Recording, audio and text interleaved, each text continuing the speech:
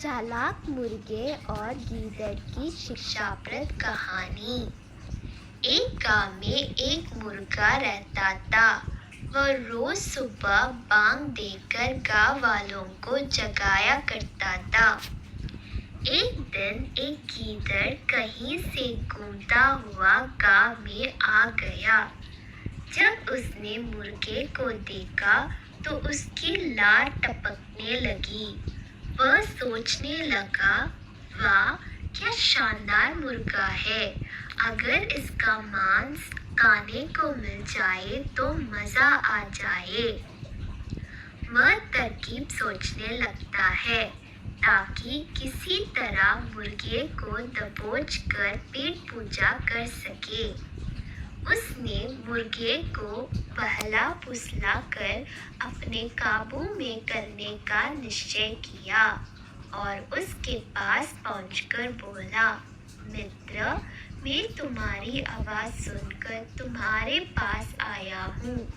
तुम्हारी आवाज बहुत ही सुरीली है, कानों में मिश्री घुल जाती है।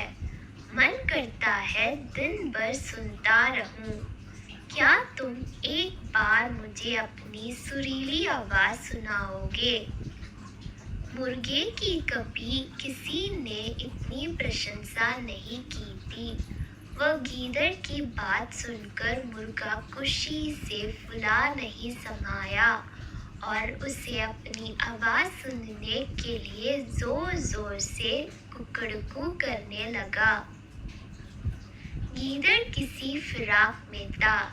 उसके देखा कि मुर्गे को ध्यान उसकी ओर नहीं है, इसलिए अवसर पाकर उसने मुर्गे को अपनी मुंह में दबा लिया और जंगल की ओर भागने लगा।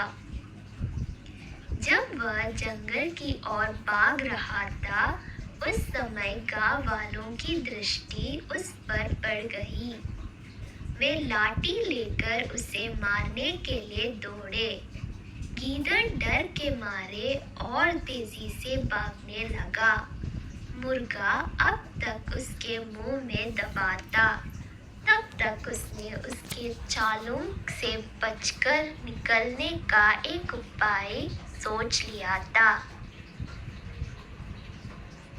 वह भागते हुए गीदड़ से बोला, देखो गीदड़ भाई, ये गांव वाले मेरे कारण तुम्हारा पीछा कर रहे हैं।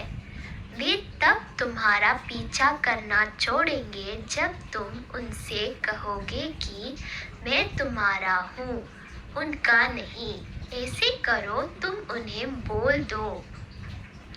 गीदड़ मुर्गे की बातों में आ गया और पलटकर बोलने के लिए अपना मुंह खोल लिया। लेकिन जैसे ही उसने मुंह खोला, मुर्गा उड़ गया और गांव वालों के पास चला गया। इस तरह अपनी चतुराई से उसने अपनी जान बचाई। सीख: संकट के समय बुद्धिमानी से काम लेना चाहिए।